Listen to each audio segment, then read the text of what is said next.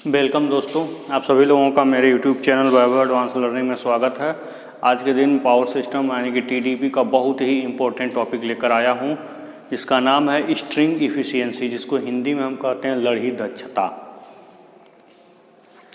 देखिए, लड़ी दक्षता क्या होता है। लड़ी पहले मतलब समझिए। लड़ी का मतलब होता है माला, जिसको हम स्ट्रिंग कहते हैं।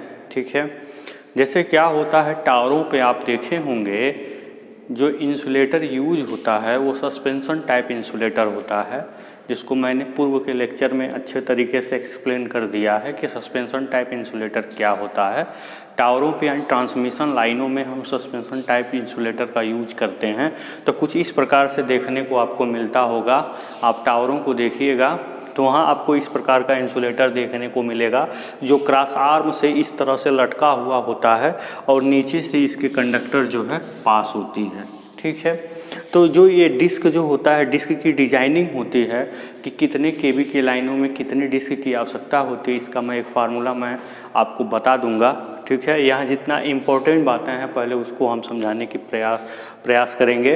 देखिए, जो इंसुलेटर होते हैं एक मेटेलिक लिंक के थ्रू आपस में क्या होते हैं, जुड़े होते हैं। ये आपका टावर है और ये आपका क्रॉस आर्म है, आपका इंसुलेटर है, कंडक्टर नीचे से जा रहा है। ठीक है, यहाँ तक तो बातें क्लियर हो गई होंगी।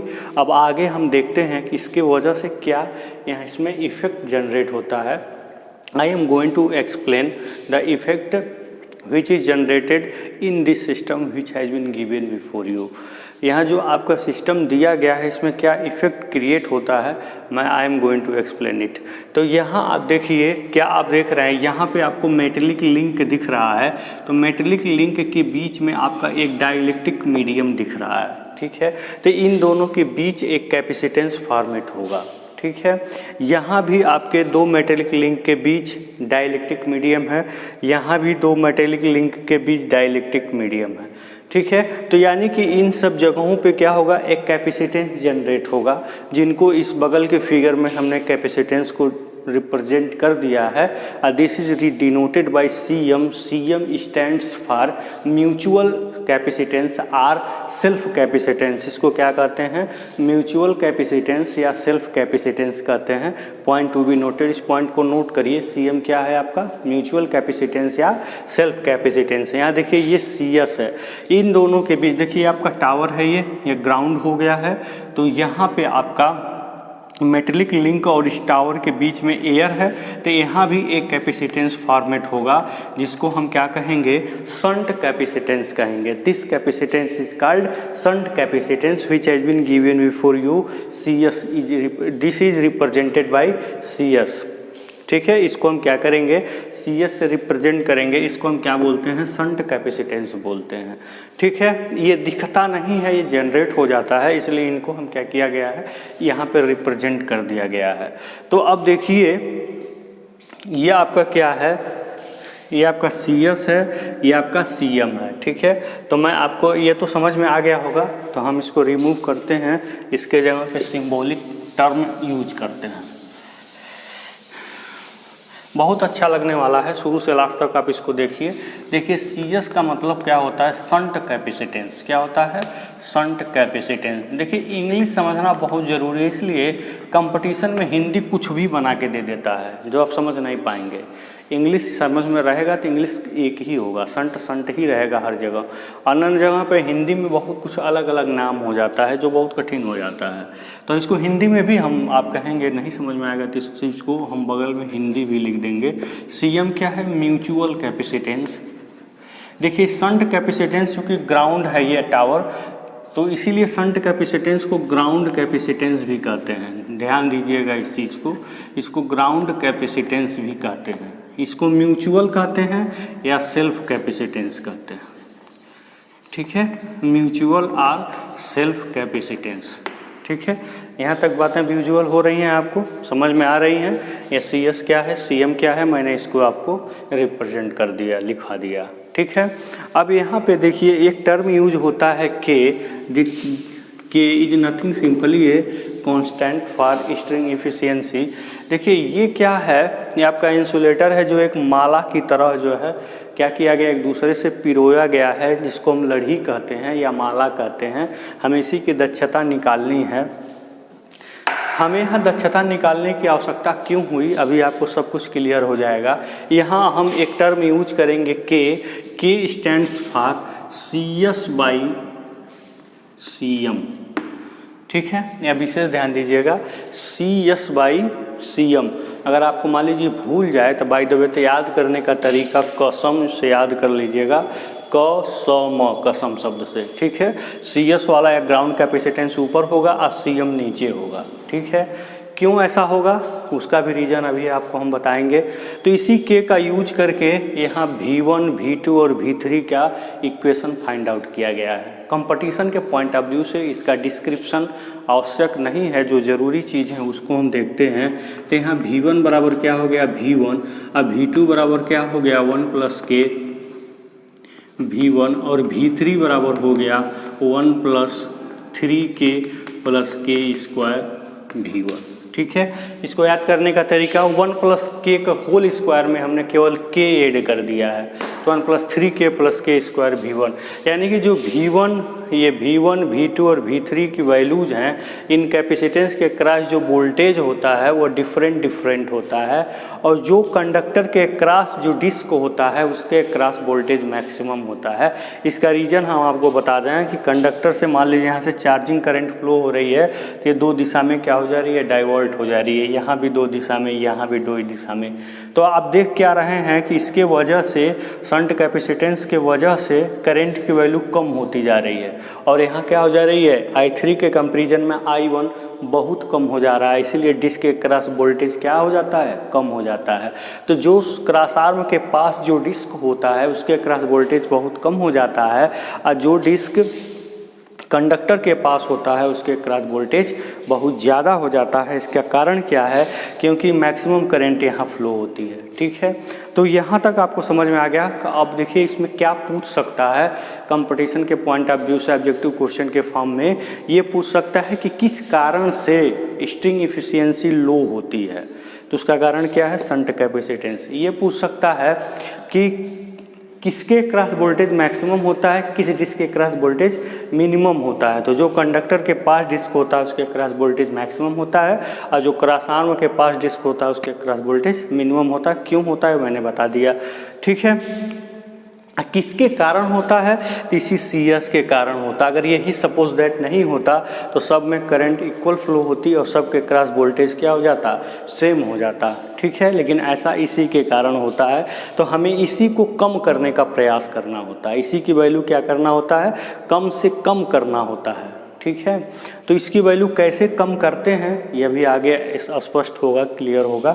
तो यहाँ तक तो आपको समझ में आ गया होगा ये फार्मूला क्या कह रहा है, या अलग अलग अगर के की वैल्यू देखिए। अगर आप सोचिए कि अब इफिशियंसी क्या होगी, इसको ज़रा देख लीजिए एक बार कि स्ट्रिंग की इफिशियंसी क्या होगी। इसका फार्मूला क्या होता है, वोल्टेज एक क्रॉस स्ट्रिंग, यानी कि टोटल स्ट्रिंग के क्रॉस जो टोटल वोल्टेज है वो लिखेंगे, अब फिर लिखेंगे क्या, voltage across disc nearest to the conductor, मतलब उस डिस्क के अक्रॉस वोल्टेज जो कंडक्टर के नियरेस्ट हो, नज़दीक हो, पास हो, उसके क्रॉस वोल्टेज। अब फिर क्या, नंबर ऑफ डिस्क का मल्टीप्लिकेशन कर देंगे। अगर इसको परसेंटेज में निकालना है तो इसको 100 का मल्टीप्लाई कर देंगे, ठीक है। अब V क्या है, V3 क्या है, और ये N क्या है, ये आप लिख सकते हैं N, where N is number of disc, कितना डिस्क आपने यूज किया है, point to be noted here, where N is number of disc, V3 is voltage across the disc which is nearest to the conductor. V3 क्या है, conductor के across जो disc है उसके अक्रॉस वोल्टेज, अब V total voltage across string, यानी कि पूरे स्ट्रिंग के अक्रॉस जो वोल्टेज है वो क्या है, V है। यहाँ इतनी बातें आप लिख लीजिए, ठीक है।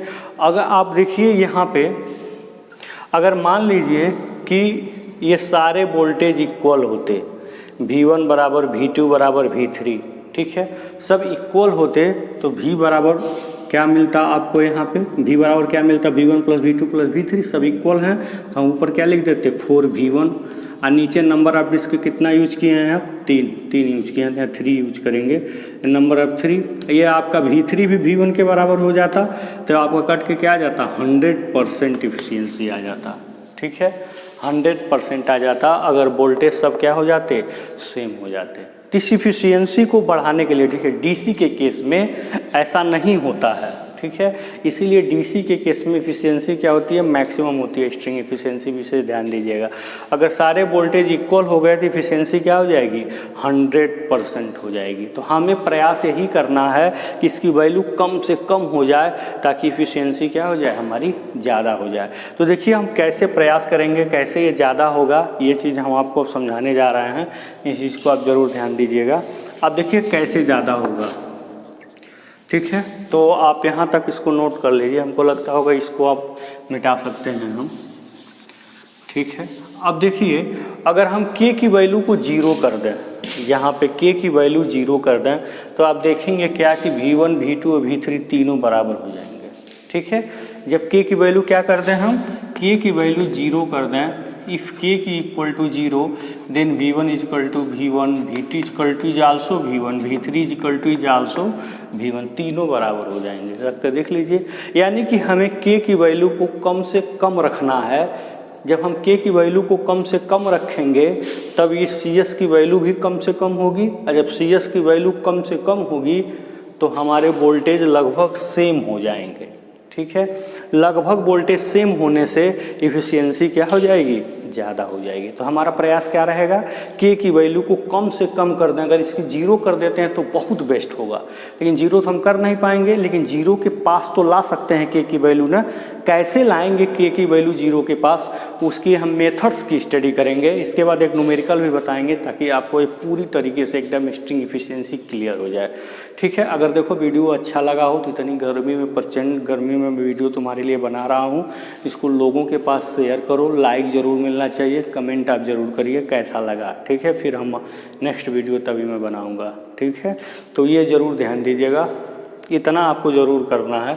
तो हमें k की वैल्यू 0 करना मतलब मिनिमम करना है, तो इसके लिए हम क्या मेथड यूज करेंगे, ठीक है। इसको ऐसे भी लिख सकते हैं, methods to improve string efficiency,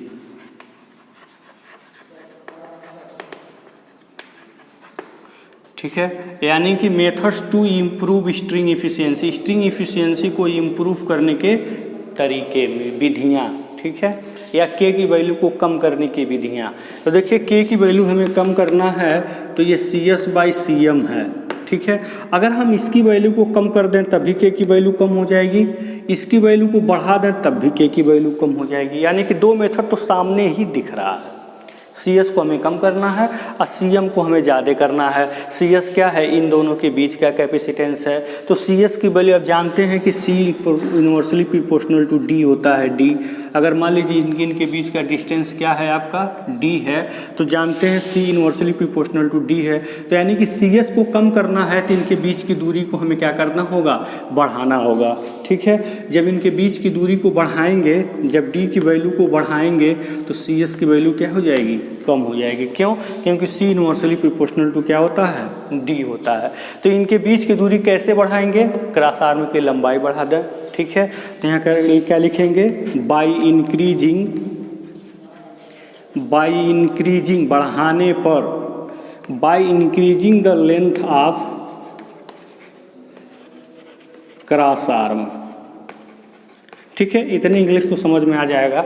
by increasing the length of cross arm, यानी क्रॉस आर्म की लंबाई बढ़ाने पर, क्रॉस आर्म की लंबाई बढ़ाएंगे तो CS की वैल्यू क्या होगी, कम होगी। तो k की वैल्यू कम होगी या k की वैल्यू कम होगी, यानी कि 0 के पास जाएगी k की वैल्यू, तो सारे वोल्टेज लगभग क्या होंगे, बराबर होंगे, जिससे इफिशियंसी क्या होगी, इम्प्रूव होगी। तो पहला मेथड आपको समझ में आ गया है, ठीक है। इसको पॉइंट को आप स्क्रीनशॉट ले लीजिए, फिर अगला मेथड हम बता रहे हैं, ठीक है। ये पहला मेथड तो क्लियर है बिल्कुल। अब देखिए दूसरा मेथड क्या है, हम इससे कैपेसिटेंस ग्रेडिंग करके, ठीक है, बाई इंसुलेटर ग्रेडिंग कहिए चाहे कैपेसिटेंस ग्रेडिंग कहिए, ठीक है, बाई कैपेसिटेंस ग्रेडिंग और इंसुलेटर ग्रेडिंग। इसका मतलब क्या है, देखिए इसका मतलब क्या है, जो ये CM की वैल्यू, हमें इसकी वैल्यू क्या करना है, बढ़ाना है। CM की वैल्यू बढ़ाना है तो हम इस जो कैपेसिटेंस है इसके डिजाइन में हम चेंजिंग करेंगे, इस प्रकार से इसकी डिजाइन क्रिएट करेंगे कि सीएम की वैल्यू क्या हो जाए, बढ़ जाए। This is called insulator grading और कैपेसिटेंस ग्रेडिंग। सीएम की वैल्यू बढ़ाएंगे तो के की वैल्यू कम होगी, के की वैल्यू कम होगी तो हमारे सारे वोल्टेज लगभग एक दूसरे के बराबर होंगे, जिससे हमारी एफिशिएंसी क्या होगी, मैक्सिमम होगी। ठीक है, तो दो विधि भी समझ में आ गया। अब तीसरा हम बता रहे हैं, वेरी वेरी इंपॉर्टेंट, कंपटीशन में बहुत ज़्यादा ये पूछता है। तीसरा है बाई स्टैटिक सीडिंग।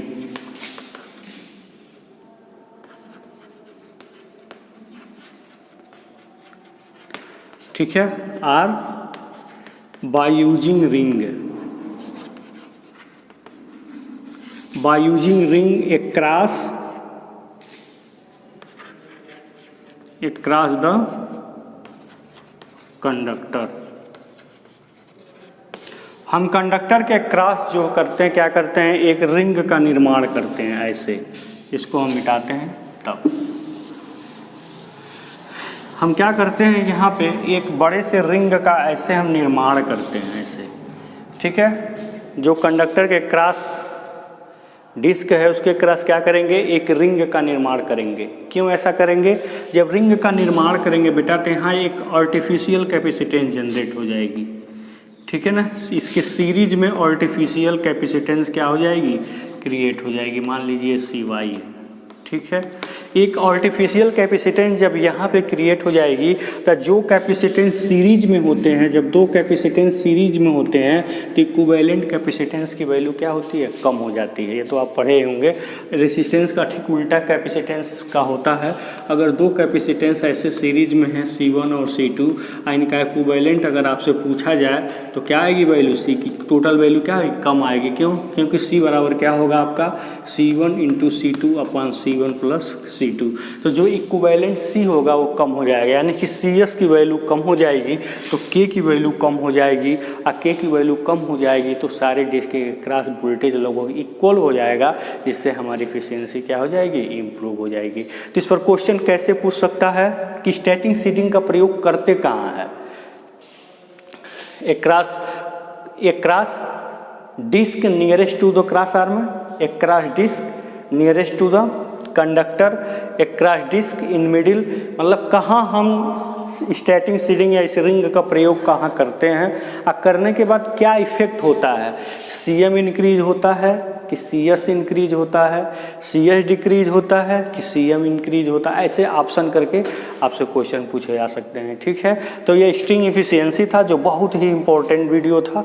अगर आप इसको अच्छा लगा हो तो आप इसको ज़रूर कमेंट बॉक्स में कमेंट जरूर करिएगा।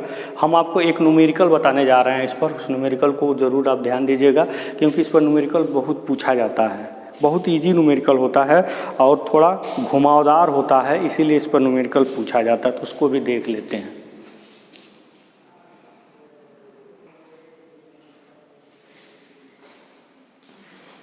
देखिए बच्चे, एक क्वेश्चन आपके सामने लिखा गया है, हिंदी और इंग्लिश दोनों में है ये। जो बच्चा जो समझ में आए उस लैंग्वेज समझे। कह रहा है a suspension type insulator has 3 units with self capacitance and ground capacitance of C and 0.2 C respectively.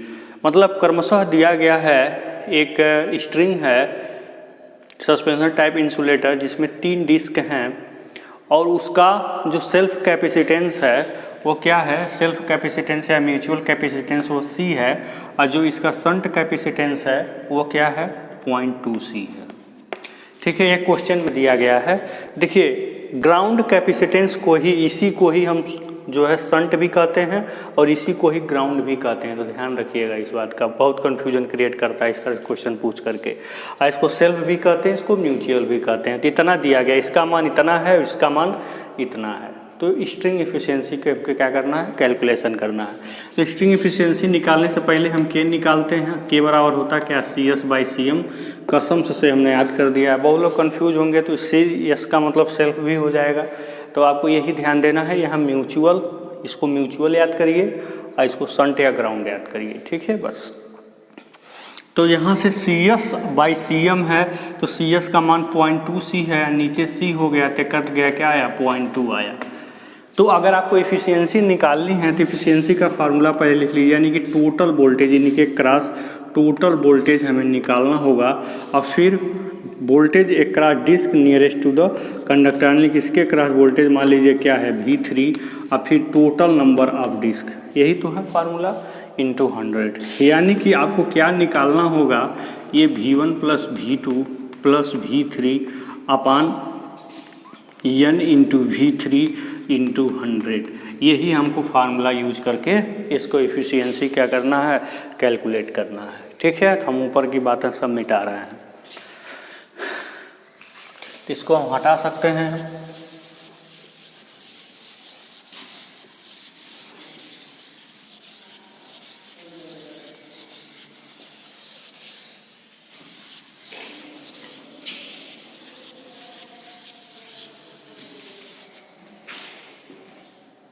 देखिए अब यहाँ आपको हमने जो फार्मूला बताया था क्या, V1 बराबर, फार्मूला इधर से देखिए, पता नहीं देखिए, V1 बराबर V1, अब V2 बराबर 1 प्लस के V1, यही मैंने बताया था ना। और फिर क्या बताया था हमने, V3 बराबर 1 प्लस 3K प्लस के स्क्वायर V1, ये तीनों फार्मूला हमने बताया ही था।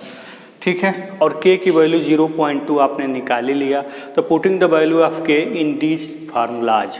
ठीक है, लिखेंगे, क्या लिखेंगे, देखिए क्या लिखेंगे, पुटिंग मतलब क्या होता है, रखने पर, k इज इक्वल टू 0.2, तो V1 बराबर V1 है, ये है, यहाँ देखिए V2 1 क्या हो जाएगा, 1 प्लस 2 V1, यहाँ V3 क्या हो जाएगा आपका 1 प्लस 3 में जब मल्टीप्लाई करेंगे तो क्या आएगा 0.6, और जब k का स्क्वायर करेंगे तो 0.04 हो जाएगा, V1 हो जाएगा। ठीक है, देखिए वो 0.4 क्यों हो रहा है, क्योंकि 0.2 इंटू 0.2 करेंगे, 2 2 × 4, और 1 2 अंक के बाद दशमलव लगाया तो 2 अंक के बाद दशमलव लगाएंगे। ठीक है ना, तो यहाँ तक समझ में आ गया होगा। तो अब हम इसको भी ऐड करके लिख देते हैं, तो क्या आएगा 1.64 V1।